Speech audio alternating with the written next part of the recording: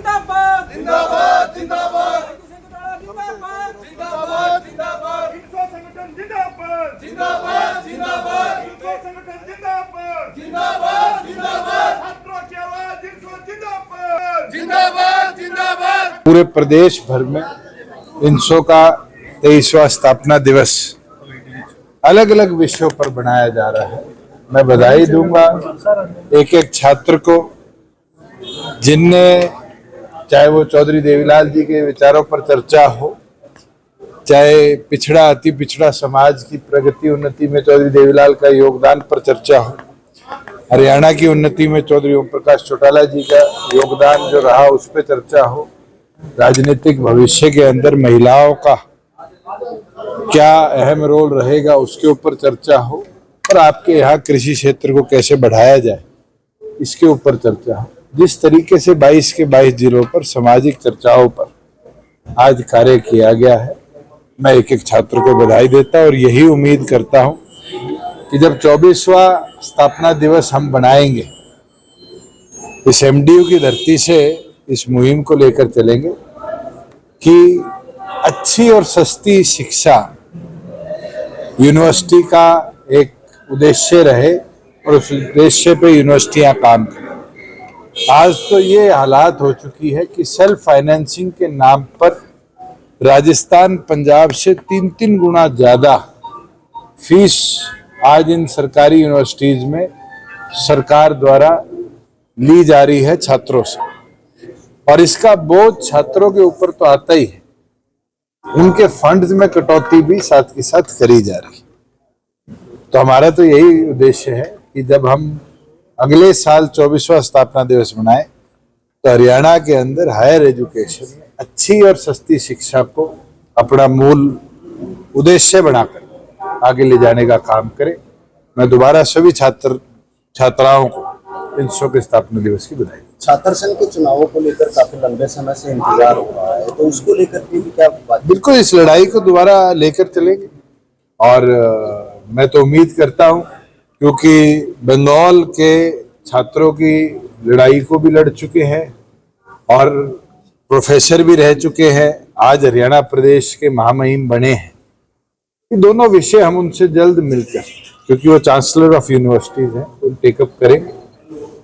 अभी तो आए हैं, उनका हमने स्वागत भी करना है और स्वागत के साथ साथ इन विषयों पर उनसे चर्चा। अच्छा, राहुल गांधी ने चुनाव आयोग पर आरोप लगाया है कि वो भारतीय जनता पार्टी के लिए वोट चोरी करता है। उन्होंने मध्य प्रदेश में जिस बड़ी मात्रा में उत्तर प्रदेश में चुनाव में वोटों की कटौती हुई है जस्ट बिफोर इलेक्शन, क्या ये पारदर्शिता है?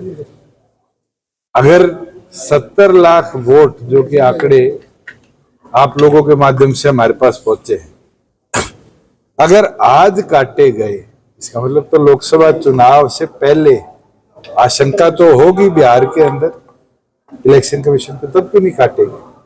किसको एडवांटेज दी गई? आज इलेक्शन कमीशन अगर पारदर्शी है तो एसआईआर को तो पूरे देश में लागू करना चाहिए, सिर्फ एक स्टेट स्पेसिफिक क्यों कदम उठाया गया?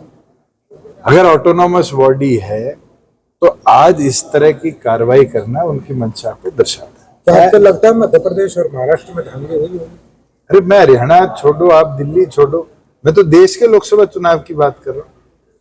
धांधली की बात नहीं है। जब आप एक रजिस्टर्ड वोटर हो, इलेक्शन कमीशन के पास आधार और ये सारी डिटेल्स हैं, तो क्यों डुप्लीकेशन नहीं मॉनिटर करता है? और अगर डुप्लीकेशन मॉनिटर्ड थी तो लोकसभा में क्यों नहीं काटेंगे वोट? इसका मतलब तो वेट एंड वॉच किया, जिसको फेयर प्लेइंग एडवांटेज बीजेपी को जहां चाहिए थी वहां दे दी, और जहां उनको नुकसान होना था वहां काट दी। दुष्यंत जी, भारतीय जनता पार्टी जहां सीटें आ रही वहां उन्होंने आप अपने एक एक विधायक की ड्यूटी लगा दी है, तो क्या जो वहां जनप्रतिनिधि है क्या उनके साथ भेदभाव नहीं? क्या भेदभाव? पार्टी है, क्या हमने 90 हल्का प्रधान नहीं बनाए? तो काम है, काम सारे करेंगे। कौन अच्छा करेगा वो जीतेगा, जो नहीं अच्छा करेगा वो रह जाएगा। नहीं, अपने विधायकों की ड्यूटी उस विधानसभा में लगाई तो हमने भी लगाई थी। ड्यूटी लगाने से नहीं होते, तो मेहनत करने से संगठन का काम चलता है। अच्छा दुष्यंत जी, जिस तरह से आपकी सरकार पूर्ण बहुमत से रही, आप साझा सरकार में रहे, लेकिन विडंबना की बात यह है कि किसानों के खेतों में आज भी जल भराव होता है। मैं आपको एक चीज, विडंबना नहीं है, पिछले साल या पिछले से पिछले साल भी सेम रेनफॉल रिकॉर्ड हुआ था रोहतक जिले में, भिवानी जिले में और हिसार जिले में। और आप वहां का डाटा उठाओ, कहीं एक जगह भी पानी खड़ा नहीं था।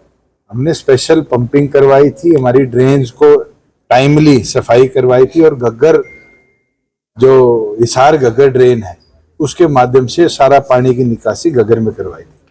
आज मैं आया हूं अभी सामन जाके, मुंडाड़, बास, ये बेल्ट देख के, मतलब ऐसी हालत है कि सरकार के द्वारा मोटर दी गई, और वो भी कौन सी, जो एक खेत से दूसरे खेत में पानी डाल रही।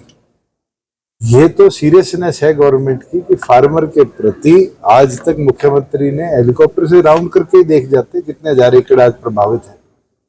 रोहतक तो वो आए हैं, मगर जो प्रभावित एरिया है उसकी तरफ जाने का काम नहीं किया। ये तो अस्थायी बंदोबस्त हुआ, परमानेंट इसका बंदोबस्त। परमानेंट के अंदर भी आपको याद होगा, मैं लास्ट ग्रीवेंस में आपको डाटा दे के गया था, 1170 करोड़ से ज्यादा हमने मंजूर करे थे, और जिसमें 400 करोड़ रुपए इस रीजन के अंदर पाइपलाइन लेइंग करा।